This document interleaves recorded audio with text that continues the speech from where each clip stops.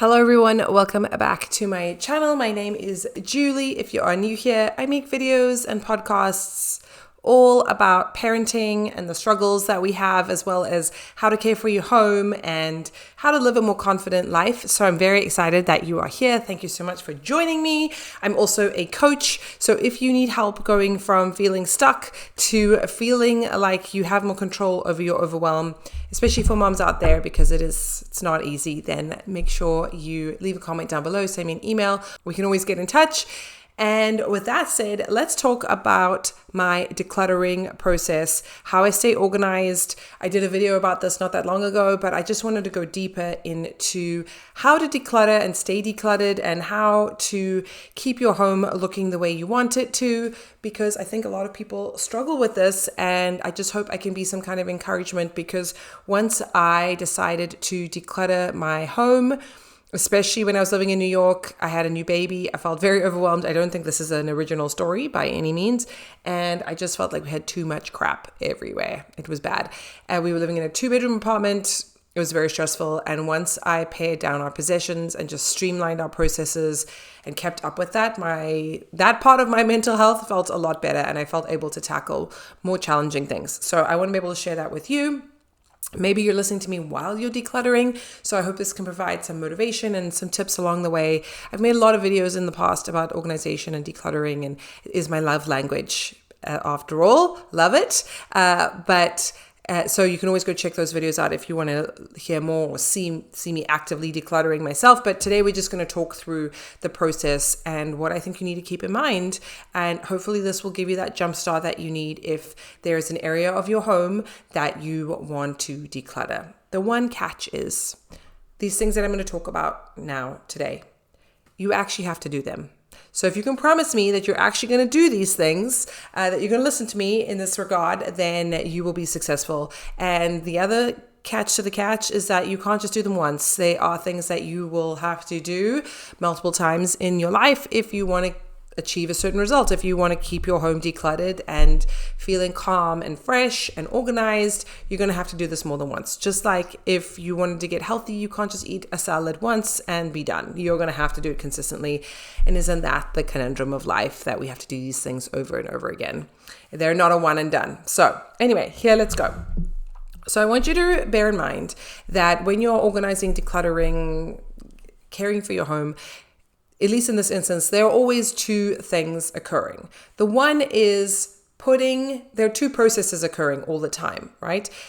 One thing is putting everything back in a home, in its correct room. In my previous podcast that I just did recently about this, I was talking about how I sort of reset my home every day, just like a quick 30-minute reset or less than 30 minutes. And the number one thing with that is that you're returning items to their home. And it might not be their exact drawer or shelf or cupboard, but at least in the room or space that they are supposed to be in, closer to where, if they're in the wrong room, they need to be reallocated. Okay. So that process is happening all the time as you're going through your house, because you're probably going to find things that are not in the right place. And then the second process that is happening is the decluttering process, because as we all know, well, if we don't know, you will know now. In order to stay organized, it's not about just rearranging things. It's about actually having less stuff to organize and making it easier for you in order for it to be sustainable. Otherwise, you just, nope, it's not going to work. Can't do it, especially once you have kids that enter the picture, or you have some kind of stressful life event that's really going to stretch you and push you. There ain't no way you're going to be able to do this if you are just drowning in stuff. So probably for a lot of you, there will be active decluttering happening. Once you've kind of got to a point where you feel like it's pretty good, then the decluttering is not happening as much or as often, but it is something that you just want to keep in mind. So I have 4 categories, a 4-step process, if you will, when it comes to decluttering. And this is something that I've tried and tested across multiple homes, across years, across going from 1 kid to 3 kids, the whole thing. I've done this tried and true method, and I haven't found anything better. This is what has worked for me. And these 4 categories for decluttering are trash, okay, so things that you're just going to throw away; donations, so things that you don't want anymore, but are not they're things that someone else could use; the maybe category; and the keeping category. And we're going to go through each of these. Okay. So as you're going through your home, people will suggest that you like carry a laundry basket with you or a garbage bag, a dustbin bag to throw out things, whatever works for you. I don't really carry like a garbage bag with me. I will just, if there's trash that needs to be disposed of, I will just go and probably take it to the trash. I don't have a lot of trash lying around, or we have little waste paper baskets, little bins in each room, and I will empty those. Okay, fine. Or put the trash from the room into that little waste paper basket and empty it. But it depends where you're starting off. Okay, so you have a trash bag, and then you can have, some people use a basket where they're putting things that they are considering donating, or they could do the donate, the maybe, and the keep all in one basket from each room. And then from there, you're going to go through the donations. I like to have a special area or a set area where I put all my donations. I kind of gather them up. Sometimes I think on them for a little bit because it's hard to let go. And so I will hold on to stuff for a little while. It could be, I don't know, a few weeks, a month. Or if I'm feeling really bold, or I just feel overwhelmed and I just want to close this chapter and get this done, I might put this stuff straight into the boot of my car, the trunk of my car. And then it's out of my life. And then when I'm driving past Goodwill or some kind of donation center, I have a much less excuses to not just drop it off, right? But I like to have a donation pile. And then you get to the maybes and the keeps. Let's skip the maybes for a second. The keeping, that probably, hopefully that's easy enough. I think people reverse declutter where they look at all the things they want to get rid of first. But I actually like to look at the things, if I was starting from scratch, that I want to keep. And if I have a home for them, space for them, then they can stay, right? It's when they don't have a place and you've got too much of the same thing. Like say you have too many clothes, you have too many t-shirts, you have too many towels. Like what are you going to do? You have a certain amount of space that is reasonable for you to contain. Like, yes, you could stuff everything into a drawer or a cupboard or something, but how are you supposed to get anything out of there? How are you supposed to see anything? I'm experiencing this now with my husband. Sorry to throw him under the bus, but he is not the tidiest person. And he loves t-shirts and buys himself a lot of t-shirts. And now the drawer that is very sizable, very respectable drawer, it's full of t-shirts. It's impossible for him to maintain. So I've kind of said to him, please, can you just go through your t-shirts? But, I have to be really careful how I do that because no one likes to be told what to do, especially when you live with that person. So but that's an example. You have too many t-shirts for the space that you have allocated towards them. Then it's not as simple to keep them. Then they go into the maybe pile. And I think this is where people get overwhelmed. They get stuck, they stop, they run away, they close the door, and they just they want to forget about what's going on. The maybes are very crucial because that's going to make or break how cluttered you are. And things that I've found are helpful to me in this situation is, like I said, do you have space to keep this? Reasonable space. Can you open a cupboard door and things don't just fall out? That's not reasonable space. Can you see what is in your closet or in your kitchen cabinet? Or do you have to rifle through things and move things out the way? That is not reasonable space. That's too much stuff. You don't need that much stuff. And once you've realized how nice it is to have less, you can never go back. It's so hard to go back. Little tricks if you're struggling with the maybe pile.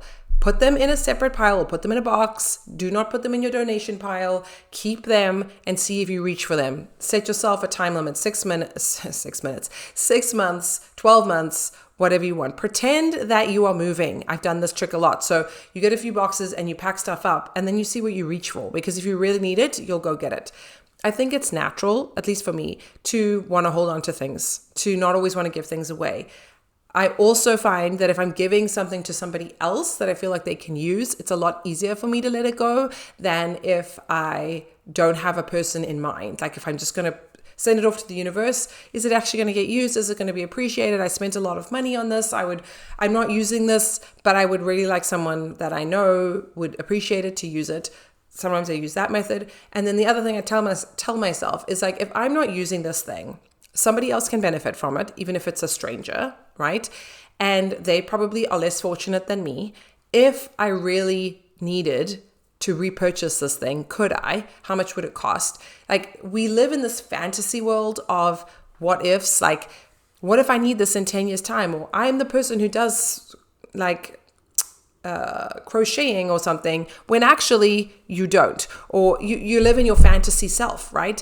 And it's not realistic. And what it's costing you to have your home decluttered is much worse than just getting rid of that thing. Or just letting it go for now. You know, I have a sewing machine in my cupboard that I've had since we got married. It was one of my wedding gifts from a friend. And I have used it, but like a handful of times. And my husband, every now and again, if I ever get onto him about decluttering, he'd be like, what about that sewing machine, huh? And I just, because fantasy me wants to make her children their clothes, right? Wants to sew pillow covers and curtains. And yes, in theory, I could do that. Like I can sew on a very basic level. And I'd love to teach my children how to sew. But as of yet, that has not happened. I'm holding on to it for a little bit longer, okay? My children just started all going to school. Okay, this is a whole new like hobby for me. Plus, our house is being renovated. How am I supposed to do the sewing? No, you know what I mean? This is not. We're living in kind of a wishy-washy time right now, so I can justify it for a little bit longer. But it's something like that someone else could be getting a lot of value from. I could probably sell it and make some money, and I'm not really using it, but I want to keep it. So I think we're human. I think it's normal to want these things that are maybe not the most practical. But if you can pare down most of the possessions that you're not using, I think you will see enormous benefit. So just to review, when you're decluttering, and even before that, when you're organizing, there are always two processes that are occurring. You're always putting things back in their home all the time. That's how you stay organized and reset your home.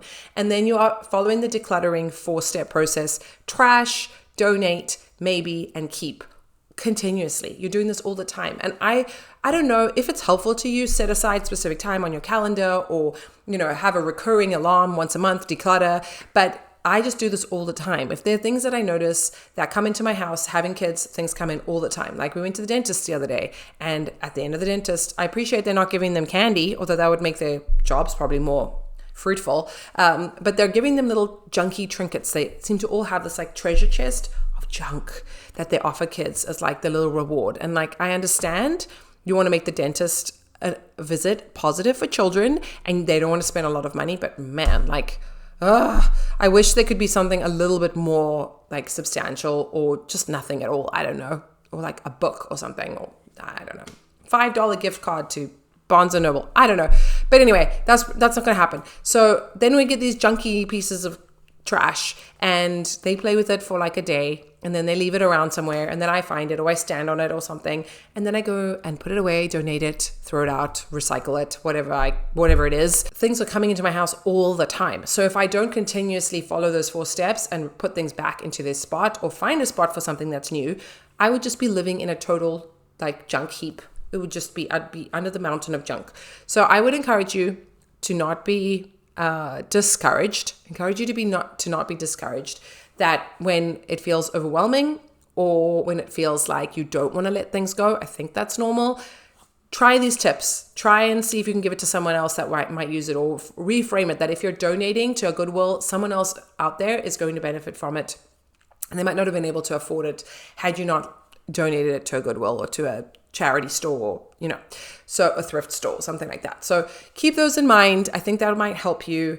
If you found this video helpful, let me know. Let me know where you are in your decluttering and organizational journey. I know I talk about a lot of different topics on this channel, but really the backbone of it is keeping your home calm, keeping your home clutter-free, enjoying life, so that, doing these things as the backbone and foundation of your life, so that you can do the fun things, so that you can get out of your house. You're not like continuously focused on decluttering. So I hope I can be encouraging.